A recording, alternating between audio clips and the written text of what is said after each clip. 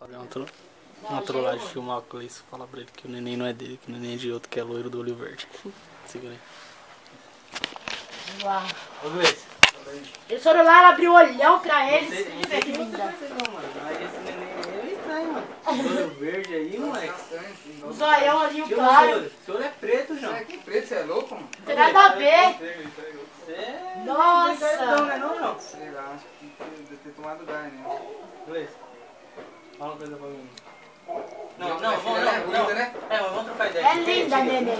Não, calma, deixa eu ver aqui as fotos. Mas o olhinho dela é muito claro. Você gostaram, meu Vamos trocar bem? ideia. Você acha mesmo que o neném é seu mesmo? Ah, sei lá, você quer assumir, né? Fazer o quê?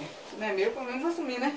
Ô Cleiton, tem um olho verde, claro, é loirinho. Você mano. é louco? Ela olhou, ela abriu o olho assim pra nós. Não tem olho bem verde azul. não? Aquele olho não é verde não? É azul. É Não, verde, é Cleiton. verde. Castanho. É verde claro, É mano. Você é verde. louco? Que verde claro que é, filho? Caralho, mano, verde Não claro. quer enxergar que é verde. Ixi, não volta Por mais. que você tá com as Acabou. pernas tremendo? Muda de ideia, não, de assunto. Fala. Mas também não, tá? Não, tô falando, trocando ideia com você de parceiro, caralho. Pode falar.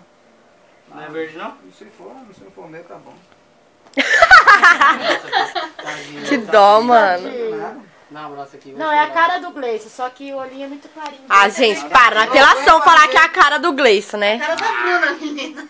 É igual o pai, filho. Põe assim aí pra ver o vídeo A aqui, Agatha ó. e ela igualzinha, as Você tá duas. mudando de assunto por quê? Nada. Tá sem graça? Por quê? Você acha que não é a cara do pai, não? Você tá sem graça? Cara do pai, filho. Tá sem graça, Cleiton? Tô nada. É do pai, mas de você não é não. Ah, deixa isso. O olho é claro demais, né, mãe? Olha a cara dele, ele quer chorar, ó, coitado. Ó, o Gleice é negão, a neném é Cleiton, nós branquinho, pode falar uma olho coisa pra você? Pode falar. Olha pra lá que você tá sendo trollado.